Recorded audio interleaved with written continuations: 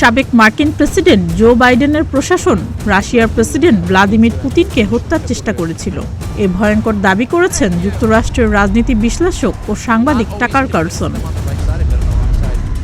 Carlsen বলেছেন, Biden পুতিনকে হত্যার চেষ্টা করেছে, তবে বাইডেন প্রশাসন সত্যিই পুতিনকে হত্যার চেষ্টা করেছিল কিনা সে বিষয়ে কোনো প্রমাণ উপস্থাপন করেননি কার্লসন।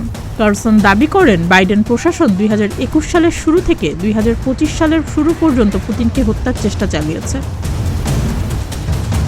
কার্লসন 2023 সালে ফক্স নিউজ থেকে বহিষ্কৃত হন। মূলত চ্যানেলটির বিরুদ্ধে 2020 সালের মার্কিন প্রেসিডেন্ট নির্বাচনে জালিয়াতির ভিত্তিহীন দাবি প্রচারের কারণে আইনি জটিলতা দেখা দেওয়ায় তাকে বহিষ্কার করা হয়।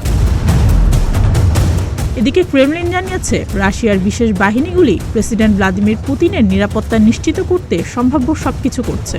মার্কিন কর্মকর্তারা কখনোই কোনো রুশ বা সোভিয়েত নেতাকে হত্যার পরিকল্পনার কথা স্বীকার করেনি।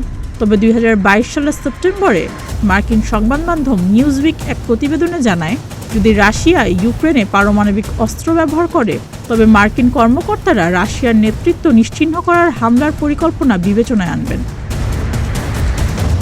রুশ প্রেসিডেন্ট পুতিন 2000 দশকের শুরু থেকেই একাধিকবার হত্যা চেষ্টার লক্ষ্যবস্তু হয়েছেন। 2012 সালে রুশ ও ইউক্রেনীয় নিরাপত্তা সংস্থাগুলো ওদেসা শহর থেকে কয়েকজনকে গ্রেফতার করে, যারা পুতিনের ওপর বোমা হামলার পরিকল্পনা করছিল। তখন রাশিয়া ও ইউক্রেনের বন্ধুত্বপূর্ণ সম্পর্ক ছিল। সর্বশেষ 2023 সালের মে মাসে মস্কো অভিযোগ তুলে কিয়েভ ক্রেমলিনের ড্রোন হামলা চালিয়ে পুতিনকে হত্যার চেষ্টা করেছে। তবে রুশ কর্মকর্তাদের দাবি অনুযায়ী হামলার সময় প্রেসিডেন্ট পুতিন ক্রেমলিনে উপস্থিত ছিলেন না। সুস্মিতা, প্রতিদিনের বাংলাদেশ।